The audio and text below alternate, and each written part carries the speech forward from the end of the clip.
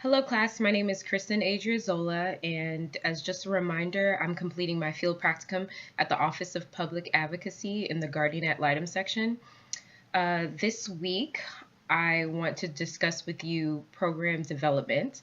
I know last week I had a really good conversation with one of our classmates about her program development and what she had in mind, and it really inspired me. So I was fortunate enough to have the opportunity to work on a new program that my supervisor is really interested in. For those of you who don't know, my supervisors, I actually have two on site supervisors.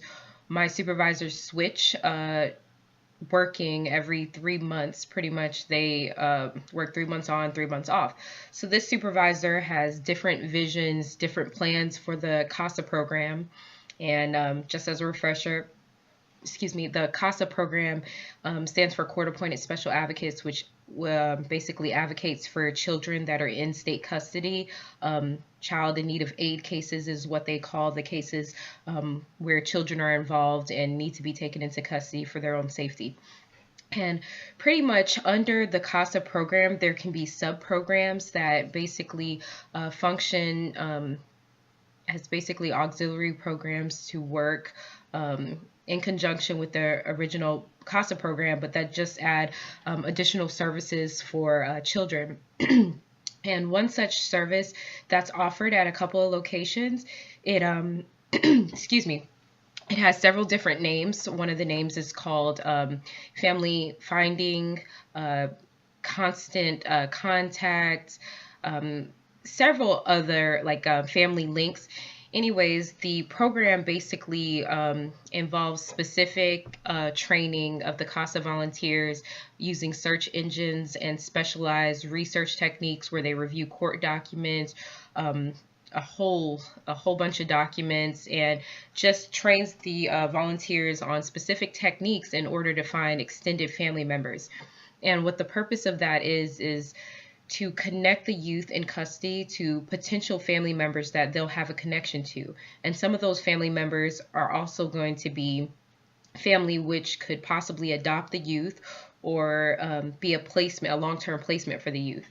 And so it's super important in Anchorage, Alaska, to have a program such as that because Alaska is such a big state.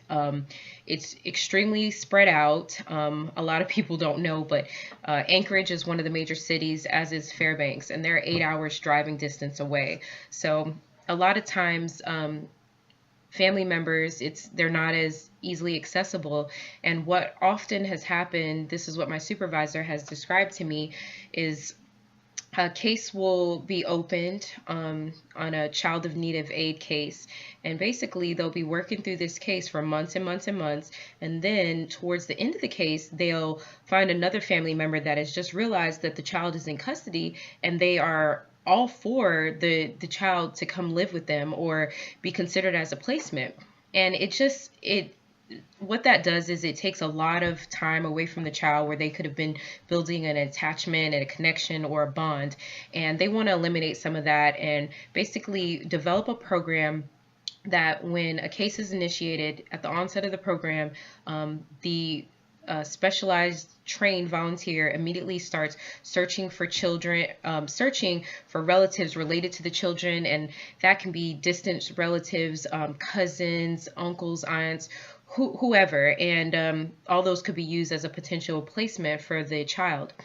And also, I've already started doing the preliminary research, and I'm really excited about this because I don't have any experience in program development. But as I mentioned last week, I want to, have the courage to research and basically create a presentation where it talks about the training costs and the research that backs the justification for a program such as this.